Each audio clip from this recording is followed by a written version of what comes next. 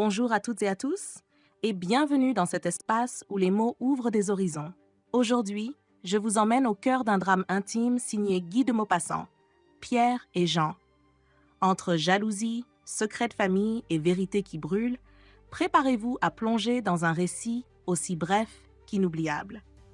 Publié en 1888, Pierre et Jean s'inscrit dans la dernière phase de la carrière de Guy de Maupassant, période où l'auteur approfondit la peinture psychologique et la lucidité sociale. Ce roman court, imprégné d'un réalisme sobre et d'un naturalisme mesuré, explore les tensions familiales, la jalousie fraternelle et la fragilité des certitudes affectives. Le tout dans le cadre lumineux et ambigu du Havre et de ses horizons maritimes.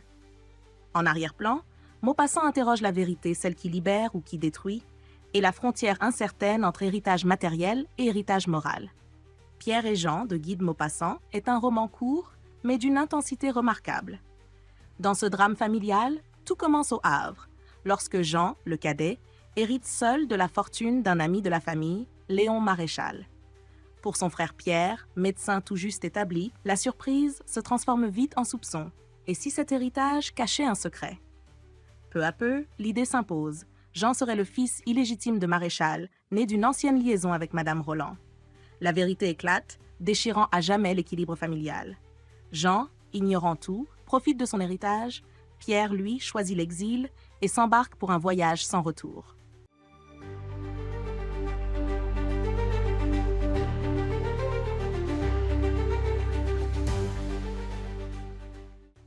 Le récit s'ouvre sur la famille Roland, installée depuis peu au Havre. Le père, ancien bijoutier parisien, mène une existence tranquille auprès de son épouse et de leurs deux fils. Pierre, l'aîné, médecin tout juste établi, et Jean, le cadet, jeune avocat. Les deux frères, bien que différents de caractère, vivent dans une relative harmonie, chacun espérant faire sa place dans la société. Cette quiétude est brusquement bouleversée lorsqu'un notaire leur annonce que Jean hérite de la totalité de la fortune d'un ami de la famille, Léon Maréchal. Ce legs exclusif et inattendu suscite aussitôt l'étonnement. Tandis que Jean se réjouit, Pierre, rongé par l'incompréhension et le ressentiment, s'interroge sur les raisons d'une telle faveur. Peu à peu, une hypothèse terrible germe en lui. Et si Jean n'était pas seulement le légataire privilégié, mais aussi le fils illégitime de Maréchal, né d'une liaison ancienne avec Madame Roland?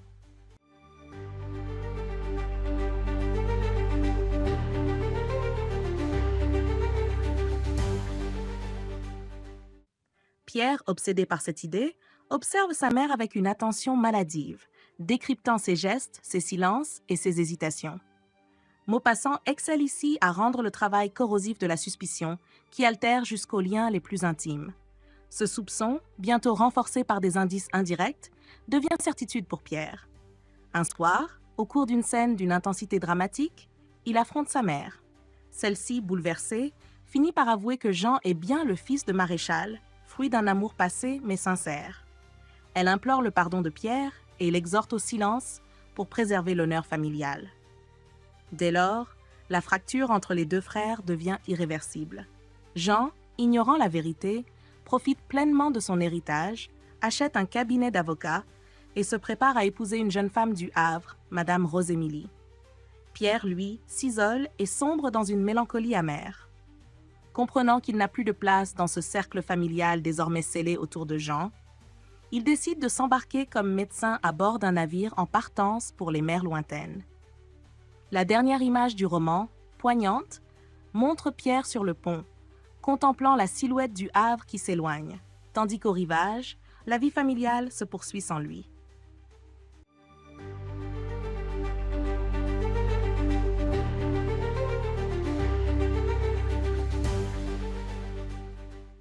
Avec Pierre et Jean, Maupassant livre une tragédie intime où l'intrigue se resserre autour de la révélation d'un secret de filiation. Loin de tout mélodrame, il met en lumière la violence sourde que peut engendrer la vérité lorsqu'elle surgit dans un univers ordonné. Le roman, construit avec une précision implacable, conjugue une observation fine des comportements humains à une réflexion sur les illusions nécessaires à la vie familiale. Dans ce Havre baigné de lumière, l'héritage devient le catalyseur d'un drame silencieux, où le destin du vaincu se scelle non par fracas, mais par un exil volontaire. Ainsi, Maupassant nous rappelle que la vérité, si elle est claire, peut aussi consumer, et que certains silences sont les ultimes remparts de la paix domestique.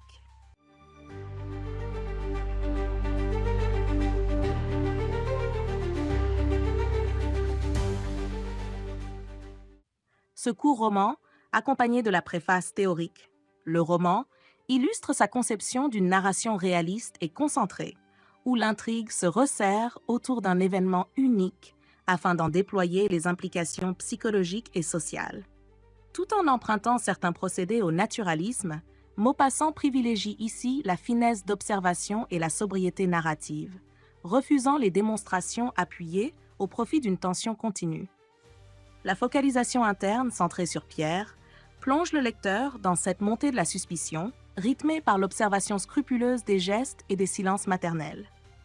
Lorsque la vérité éclate, confirmant les soupçons, elle provoque une fracture irréversible.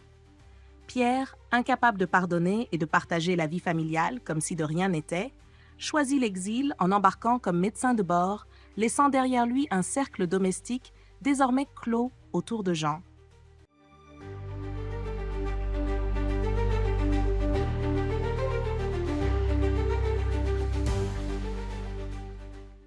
Ce drame intime met en lumière plusieurs thématiques majeures. La vérité, d'abord, apparaît comme une force ambivalente, moralement légitime, mais destructrice dans ses effets. Loin d'émanciper, elle isole et marginalise celui qui l'énonce. La jalousie fraternelle, ensuite, se déploie avec une précision clinique, révélant comment un événement extérieur, ici un héritage, peut cristalliser des tensions latentes jusqu'à rompre les liens du sang. À travers la figure de Jean, enfant illégitime accepté tacitement dans la famille, Maupassant interroge aussi les hypocrisies d'une bourgeoisie soucieuse de préserver les apparences, quitte à s'enfermer dans le mensonge. Enfin, l'exil volontaire de Pierre illustre une solution récurrente dans l'univers maupassantien, le retrait définitif comme issue à un conflit insoluble.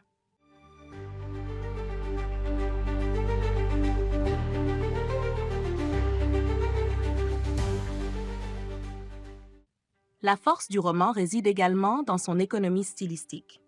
Le lexique est précis, mesuré, les dialogues rares mais décisifs, et les descriptions du Havre et de l'horizon maritime prennent une dimension symbolique, reflétant les états d'âme des personnages.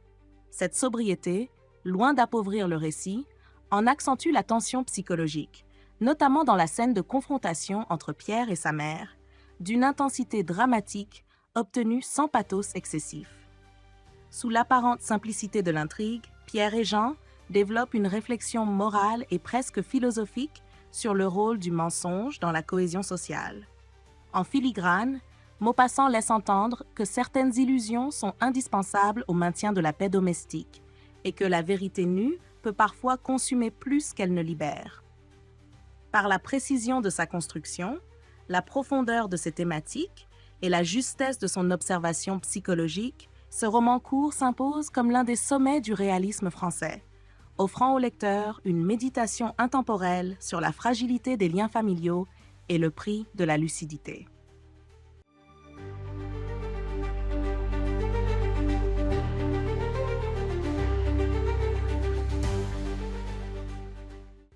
À travers ce récit, Maupassant explore la jalousie fraternelle, le poids des secrets et l'hypocrisie d'une bourgeoisie obsédée par les apparences. Sa plume sobre, précise, fait résonner chaque silence et chaque regard. Ici, la vérité n'apporte pas la paix. Elle isole, elle brise, elle pousse à fuir. C'est un roman bref mais implacable, qui nous rappelle que certains mensonges sont parfois les derniers remparts contre l'effondrement des liens.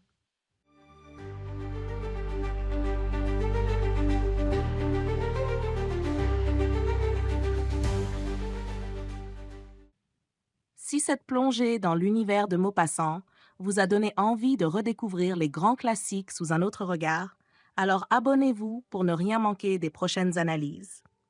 Activez la cloche pour embarquer avec moi à chaque nouvelle exploration littéraire. Et vous, que pensez-vous de la vérité dans Pierre et Jean? Est-elle une libération ou une blessure? Partagez votre avis dans les commentaires. Vos réflexions nourrissent le dialogue et font vivre cette chaîne.